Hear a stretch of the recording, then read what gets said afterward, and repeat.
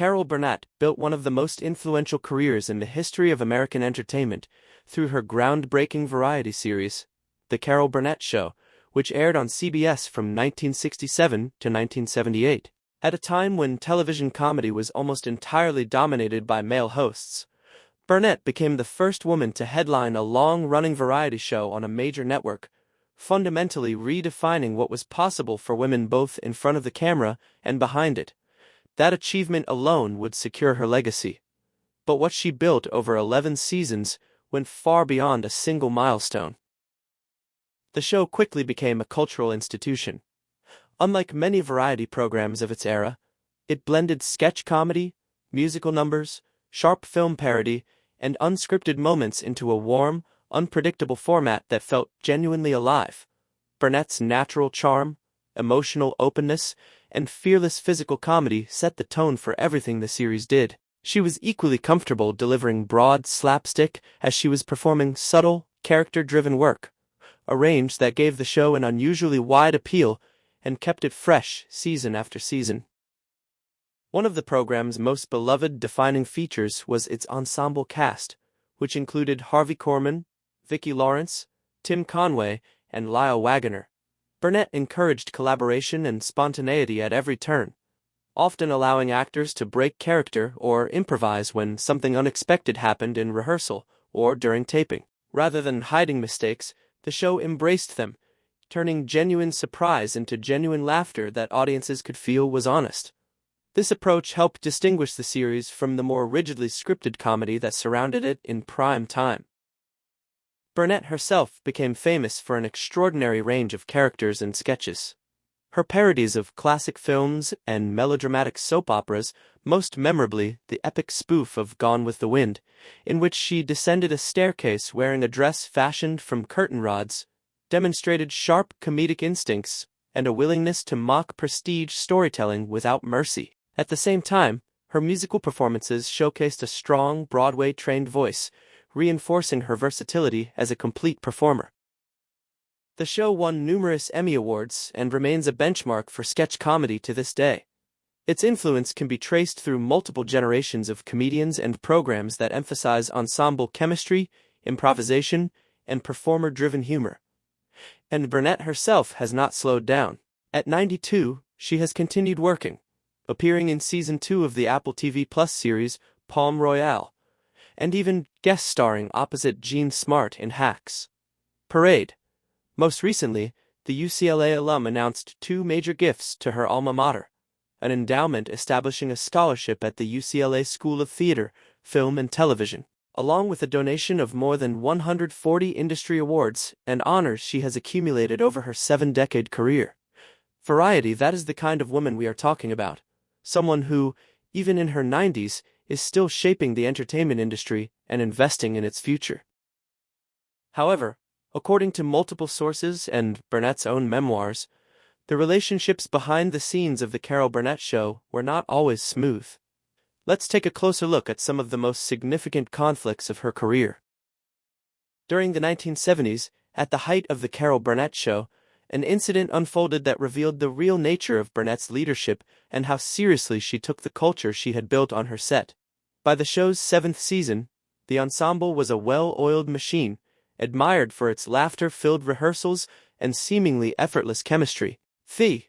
Mix Burnett later recounted in her 2016 memoir, In Such Good Company, that the guests that week were Tim Conway and singer Petula Clark, 2 of the most widely liked performers in the business.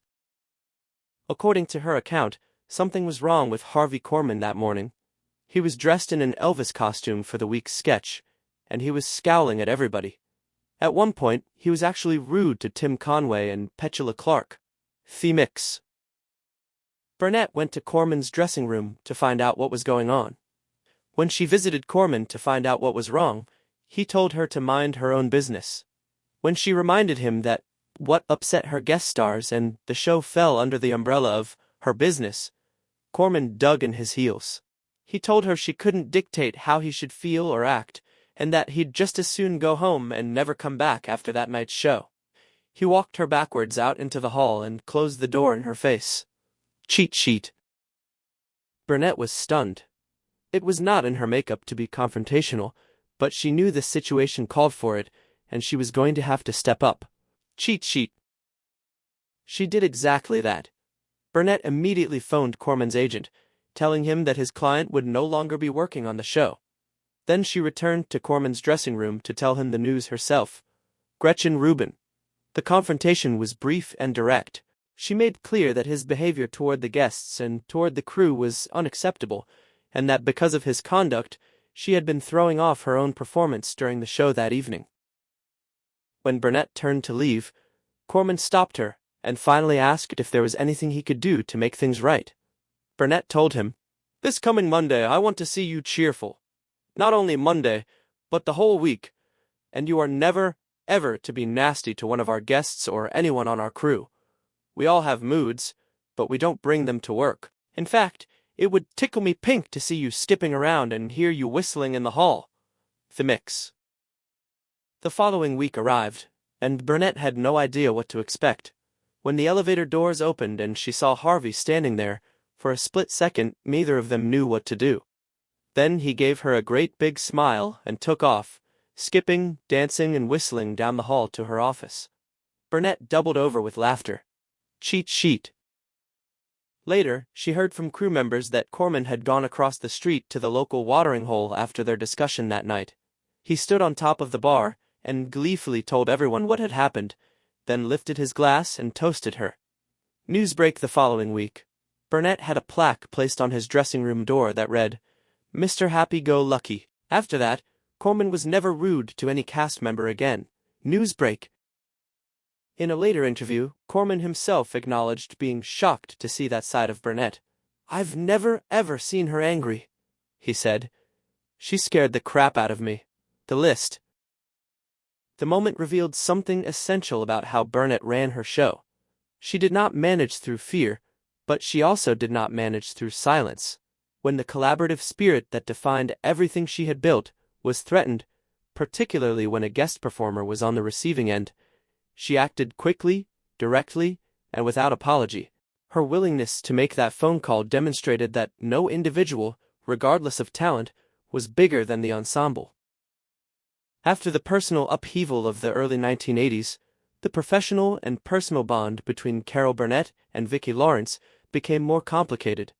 Lawrence had been discovered by Burnett as a teenager and nurtured from the ground up within the show's ensemble. She grew from a promising newcomer into a breakout star, and her portrayal of Mama became so iconic that it led to the long-running sitcom Mama's Family, solidifying her status as an independent television force. For years, their relationship appeared both professionally fruitful and personally affectionate, almost familial. However, the early 1980s brought significant turbulence. Burnett's marriage to television producer Joe Hamilton, who had also been instrumental in producing her variety show, came to an end after more than 2 decades. The divorce was reportedly painful and emotionally draining, and when a long-term marriage dissolves, particularly one deeply intertwined with professional life, the fallout rarely stays contained. According to Lawrence's later reflections, Burnett withdrew emotionally during that period. It was not necessarily a targeted rejection, but rather a broader retreat from people connected to Hamilton's productions and their shared professional history. Because Lawrence's rise to prominence had been closely tied to projects in that orbit, she found herself unintentionally caught in that circle of distance. Communication between the two women reportedly diminished throughout the 1980s and into the 1990s. The estrangement was not marked by public hostility or dramatic confrontation. Instead, it was characterized by silence and space, a quiet cooling of what had once been an intensely warm and collaborative bond. For fans who associated them so strongly with shared laughter, the distance was largely invisible. But personally, it represented a complicated and painful chapter for both women. Over time, however, perspective softened old wounds. As years passed and emotions settled, Burnett and Lawrence reconnected. The foundation of shared history proved resilient, countless sketches, performances, and formative career moments that neither woman could simply set aside. They eventually rebuilt their friendship on more mature and open ground, and today their bond is described by those close to them as one of genuine soul sisterhood, a relationship that outlasted the distance and emerged stronger for it. Yahoo! When Saturday Night Live premiered in 1975 under the creative leadership of Lorne Michaels, it quickly became the defining sketch comedy institution of a new generation. But long before SNL reshaped late-night television, Carol Burnett had already proven that sketch comedy could anchor prime time. With her variety show, she helped establish the ensemble format, the live audience spontaneity, and the character-driven parody that would influence countless performers for decades to come. Given that legacy, Burnett's total absence from SNL's list of hosts has long puzzled fans and industry observers alike. And in the fall of 2025, the conversation became impossible to ignore when Burnett addressed it openly and directly. In a candid profile published in The New Yorker in September 2025, Burnett spoke bluntly about never receiving an invitation to host the show, despite being one of its most recognized predecessors. "I don't know what I did to upset that man," she told the publication, referring to Lorne Michaels. She then turned to her interviewer and asked pointedly, "Do you think it's misogynistic, the Daily Beast?" Michaels declined to comment on Burnett specifically, but the New Yorker profile noted that he has historically used the phrase, "to Carol Burnett," to describe sketches he felt were wrong for his show. Original SNL writers confirmed that her name had essentially become shorthand for everything the program was trying to avoid in its early years. The Daily Beast. Michaels himself acknowledged the intentional distance in a separate interview, saying, "Carol Burnett was Broadway. We were rock and roll. Their sketches were about alcoholism, divorce, life in the suburbs, middle-aged stuff. I wanted us writing about our stuff." Cracked. The irony is not lost on those who have followed both institutions. Burnett is a beacon for many of the performers who built their careers on SNL. When Amy Poehler presented Burnett with a Lifetime Achievement Award at Variety's Power of Women event, Poehler stood at the podium and said, "I wanted to thank my mother, the mother. SNL owes everything to you. Parade." Burnett appeared on the show just once briefly, in 1985, after host Harry Anderson shouted her out during a segment. The AV Club, that brief cameo, remains her only appearance in the show's 5-decade run. When asked whether she would now be interested in hosting if the invitation ever came, Burnett was unequivocal. "That ship has sailed," she said. "Parade at 92, she has moved on and her career continues regardless." Still, the omission is a curious gap in television history. The woman who pioneered the sketch comedy variety format on American primetime has never officially hosted the show that built its entire identity in her shadow. Despite the persistent rumors that tend to swirl around legendary performers, Carol Burnett has consistently and enthusiastically made clear that she experienced no feuds with fellow icons Julie Andrews or Lucille Ball. On the contrary, she has described both women as sources of profound inspiration, mentorship, and genuine friendship. Her connection with Julie Andrews dates back to their shared days in the New York theater scene of the late 1950s and early 1960s. Rather than perceiving Andrews as a competitor, Burnett was captivated by her talent and grace. Their relationship deepened through collaborative television specials where their mutual affection and respect was palpable, and Burnett has consistently spoken of Andrews as one of her most cherished and loyal friends. Burnett's connection with Lucille Ball was equally formative. Ball took Burnett under her wing and showed her the ropes of the industry in both the creative and business arenas. Burnett guest starred on The Lucy Show, and Ball later returned the favor by appearing on The Carol Burnett Show. Parade Burnett has frequently credited Ball with demonstrating that a woman could lead a comedy empire, own a production company, and dominate ratings, a model she would follow in her own way. The persistence of feud narratives in Hollywood often says more about the public appetite for drama than about the realities of these relationships. In Burnett's case, her recollections consistently emphasize admiration and gratitude. She has framed Andrews as a cherished collaborator and Ball as a trailblazing influence whose early encouragement meant everything during her formative years. What this collection of stories ultimately reveals is a portrait of a woman who has never confused kindness with passivity. Carol Burnett built an empire on warmth and laughter, but she protected that empire with clear eyes, firm principles, and a willingness to act when necessary.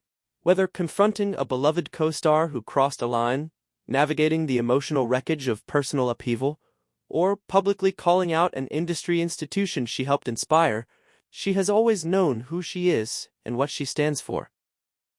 And at 92, she still does. What do you think about these complex relationships and the stories behind one of television's greatest legacies? Leave your thoughts in the comments below. If you found this video worthwhile, don't forget to like, share, and subscribe to the channel. Thank you for watching, and we'll see you in the next one.